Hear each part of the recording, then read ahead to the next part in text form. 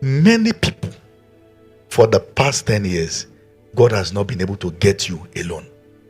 Oh, this job, if this one is not working, that job. Oh, you have never paused and asked, what will you have me do? And amazingly, that was the first question of Paul when Jesus encountered him. Lord, what will you have me do?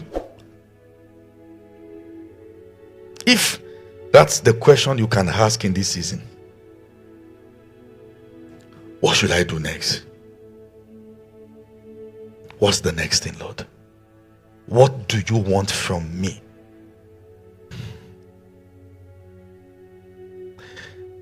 I know what it means to be alone for years. 7 years.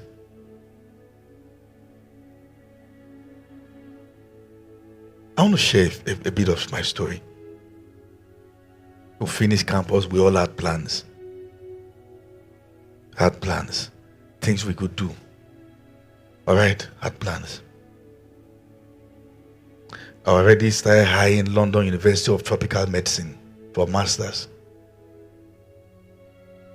And my roommate, that we all were pastors in that room, called all of us at devotion in the morning. And he said, I had a vision overnight. And he said, I saw all of us walking in a vineyard. And when it was time and everyone were submitting their cutlasses, he said, you and I came to submit ours last. And the owner of the vineyard said, we still have 2 more years to work. So we separated ourselves, 3 days dry fasting, sought the face of God, and God said, stay with me in this land for another 2 years in fasting and prayer daily. So I began that 2 years. All right, because at some point we got to ask ourselves, how are we going to survive? We have men this. You know what that means? It means all our colleagues have gone for service and they were uploading pictures. And after service, because I was the pastor, campus pastor, all right, the people you prayed for on campus, even your juniors have gone, and they are coming back to that same environment and they are meeting you there.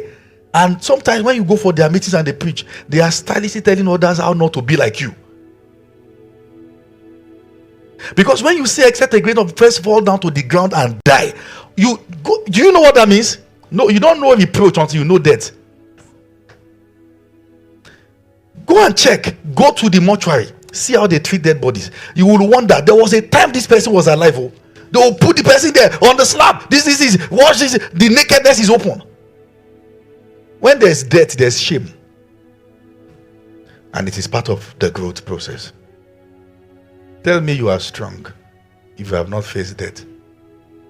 Do you know what it means to die? Not fainting. At a point where there is no form of comeliness. Where people can almost write and put full stuff. How are the mighty falling? But that's when God is just inventing a story. And I remember in the midst of that situation, many times I will wake up in the morning and this one is saying, we have gone for lectures, we have gone to work, and I will be in the room and I will hold the window of the room and shake it. Lose me now, let me go. I'm not a lazy man. An instruction is binding you. You heard it. You can't see the one who said it, and you know you can't jump out because you have signed a deal. And sometimes you go for, and are you following what I'm saying here? What was I doing 2 years straight up? Fasting and praying 6 to 6, 6 to 6, 6 to 6. All right. What was I doing? One time I tried to teach, God said, resign, stay with me in the place of prayer. I will carry my Bible and dress with a briefcase like I'm going to work. Dress, tucking my shirt with tie. Are you following what I'm saying here? Tucking with tie. Carry my briefcase. What is inside? Bible, book, and Kenneth Hagin book or some other books I read. I will go and sit down. They already gave me a prayer room in the orphanage home. I will sit down there, study the Bible from this. By the time I'm done studying at night, when they are trying to done studying and praying, when they are now cooking for the orphans and the children, they will send one of them, go and give pastor his food. That is the daily bread. We go again the following day.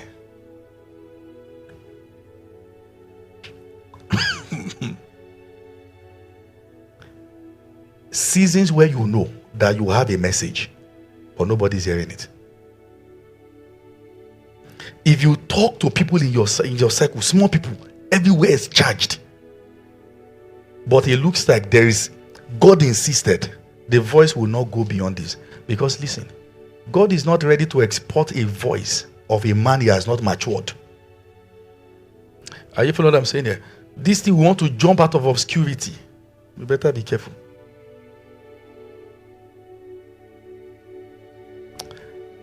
Be alone.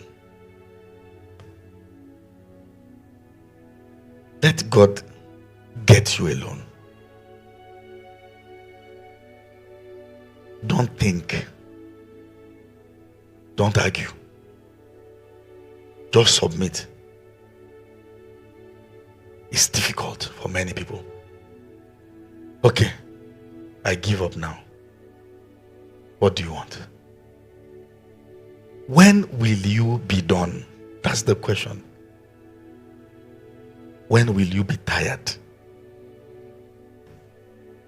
When will you discover that the race is not to the swift and this battle is not to the strong? When? Do you understand? The moment one relationship ends, before it ends, you already have somebody else in your mind as a replacement, and you don't waste time.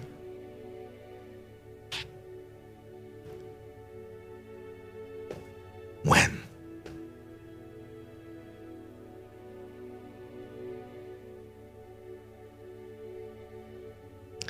And he rose up that night, and took 2 of his wives and 2 of his women servants and his 11 sons, and passed over the ford Jabbok. And he took them and sent them over the brook, and sent over all that he had. And Jacob was left alone. Jacob was left alone. Jacob was left alone. No media interruption, no internet, no phone calls, no disturbance, no friends, alone with God. You need it. You need it. For some of you, this is a call for a retreat. This is a call for a retreat. You are getting too many unnecessary notifications. So tag you. Check. You need it. Ask your neighbor, when will you ever be alone? When will you ever be without a woman in your life saying, I love you? No relationship and nobody in view. Like 2 months, 3 months, 4 months, 5 months, 6 months, 7 months, 8 months, 9 months, 1 year. Let me show you a scripture. James chapter number 1.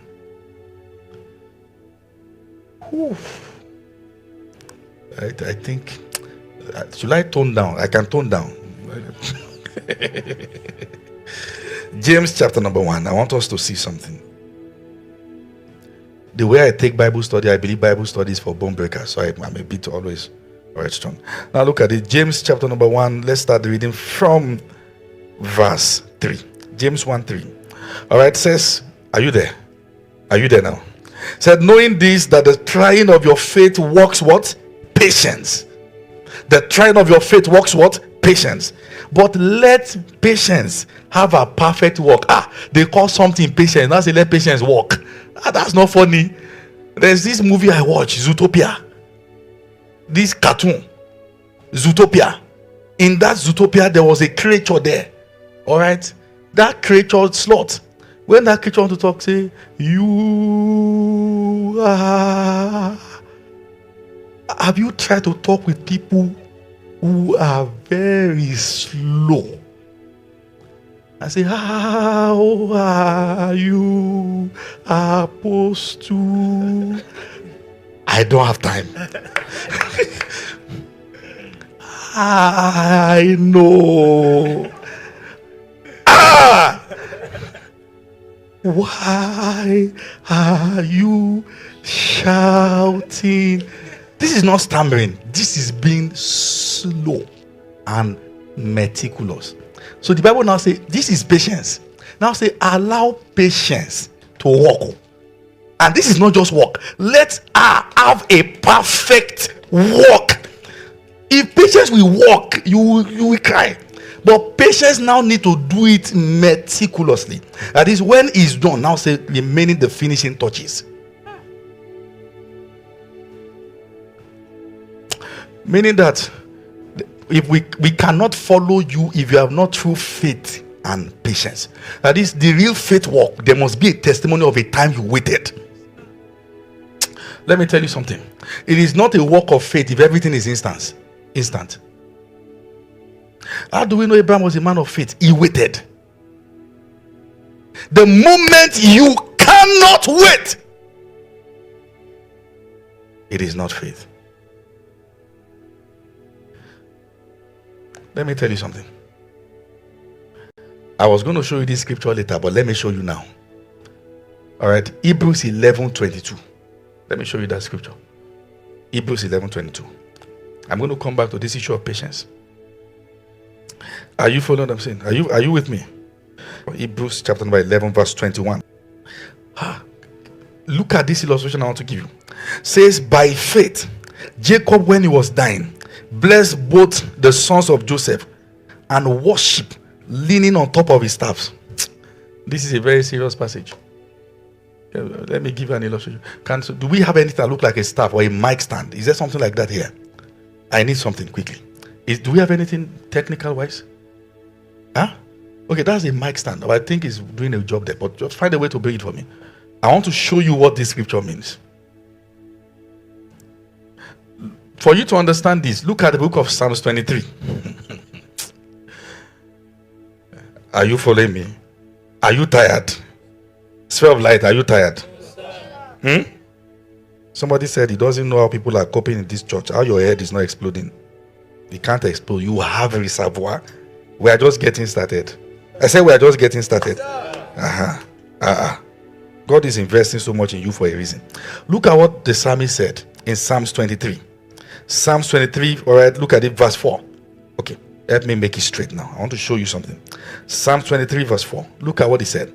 He said, yea, though I walk through the valley of the shadow of death, I will do what? I will fear no evil, for thou art with me. What brings comfort? Your rod and your what? Staff. Let me tell you the difference. There's a clear difference. When the Israelites were before the Red Sea, when Moses was going to go and see Pharaoh, what did he carry in his hand? He said he has a rod. What did God say? Throw it down. The rod became what? Snake. Instant miracle. Before the Red Sea, straight over the sea, the Red Sea parted. Instant miracle. All right? They need water from the rock. Eat the rock with it. Speak to the rock. He hit the rock. What happened? Instant miracle. Rods are instant testimony. Staff are those you will enter as a result of waiting. Do you understand what I'm saying? You don't use staff for prestige. You use it for old age. The rod and the staff comfort me with that. The instant testimonies I get and the ones I learned through waiting. The one I entered through maturity. I waited on this thing. I did not see it. I went through a process. I got more than what I was waiting for. I got a man. Do you understand what I'm saying? That is, you began to trust God for your future husband. You waited. At the end of the day, you discovered that God was not just giving you a man, He was giving you a staff.